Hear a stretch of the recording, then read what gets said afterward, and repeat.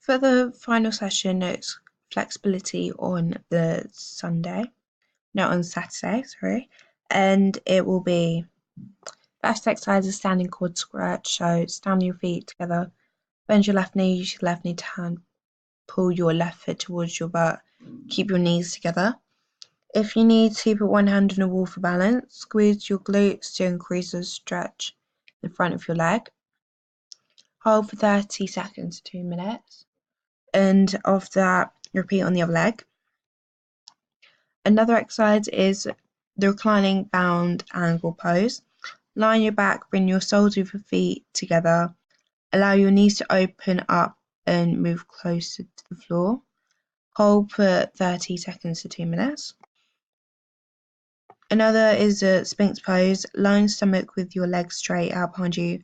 Place your elbows under your shoes and your forearms on the floor, and then lift your chest up off the floor. Press your hips and thighs into the floor and think about lengthening your spine while keeping your shoulders relaxed. Sit up just enough to feel a nice stretch in your lower back. Don't hyperextend and stop immediately if you feel any pain or discomfort when you're doing that pose. The final exercise is the extended puppy pose. Stand on fours, push your arms forward a few inches and curl your toes under. Push your hips up and back forward towards your heels. Push through the palms of your hands to keep your arms straight out and extended. Hold for 30 seconds to 2 minutes. I've got a rest day on Thursday, and on the Tuesday doing some stretches, so foam roller, because it will help with the previous HIIT training. And so eating more carbs again, drink plenty of water throughout the whole time when you do this, and just keep stretching your muscles through the day. So do some lunges maybe, or just stretch your arms over your head, connect them together and push out and also touch the floor. Stretches are good. For my alternatives, for my warm-up, if you can do a rower or cross trainer, I would recommend doing just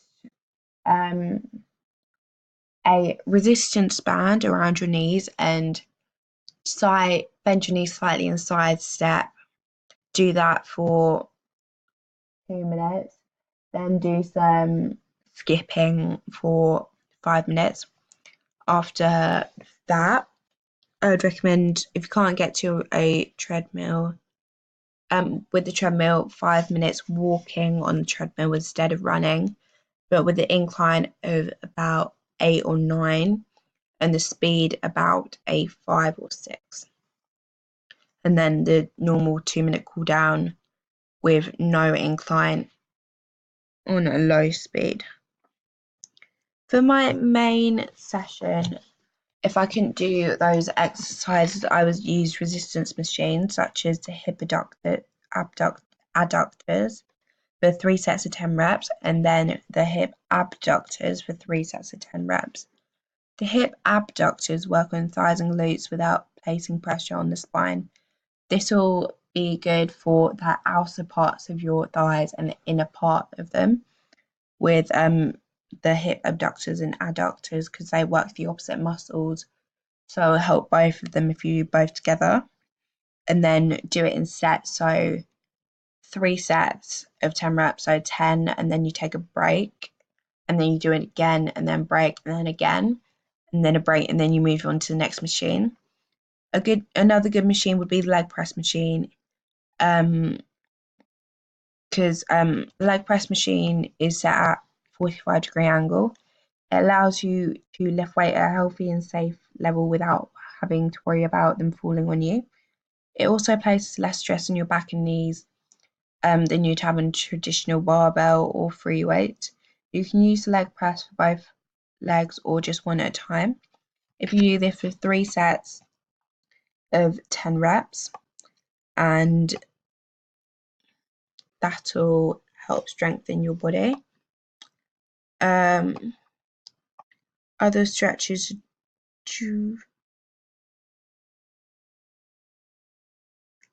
The leg extension is good for isolating and strengthening quadricep muscles. It's a safe and effective machine to warm up your knee joints before you move to challenging exercises such as leg press or squat machines. Do this 3 to 10 reps with 30-second break in between. And also with the flexibility one, if you couldn't do that session in the day for an injury, for instance, in the arms, you can do it one arm. So you can do nice simple poses like the baby pose, so that your legs and chest tucked into each other, arms out, and then you just need to focus on your breathing, so in through the nose, out through the mouth. And then the sphinx pose, so your legs on the floor, and your chest raised upwards by your arms, and then looking up towards the ceiling, and then holding that and breathing. Then just repeat those 2 exercises to get a more relaxed one. And for my cool down, I've chosen the standing to adapt it to standing quadricep stretch. So located in the front of the thigh, quadriceps help to move your upper leg, extend your leg and flex your hip. When tight, the quads pull your hip out of alignment and place excess stress on the hamstring. Stand tall with one hand placed on a wall or sturdy object for stability. Lift your right foot, take hold of the top of your foot with your right hand from behind. Pull your foot towards your glutes, keep your knee in line with your hips, and hold for 30 seconds and repeat on the other side. Another one would be seated forward bend.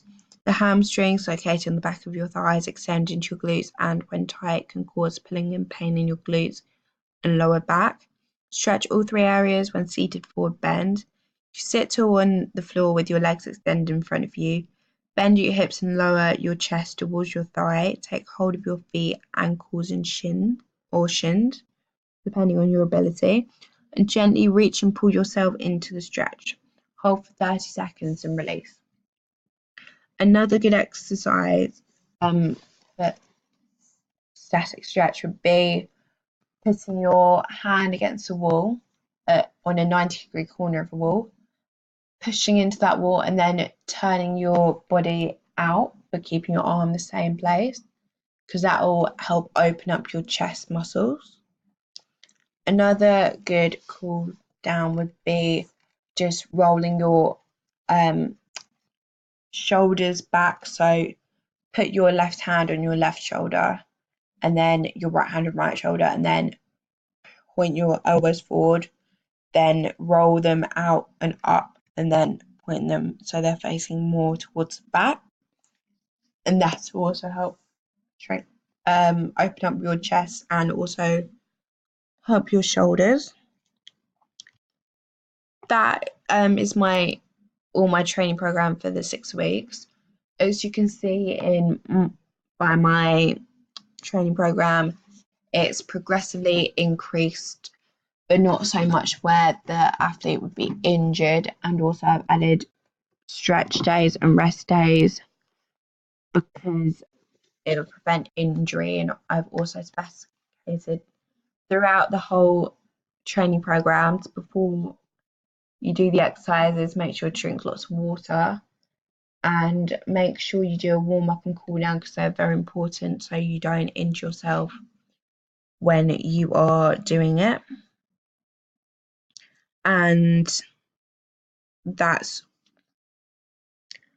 after that, you just need to keep on increasing what you are doing as you do it to continue on the exercise plan.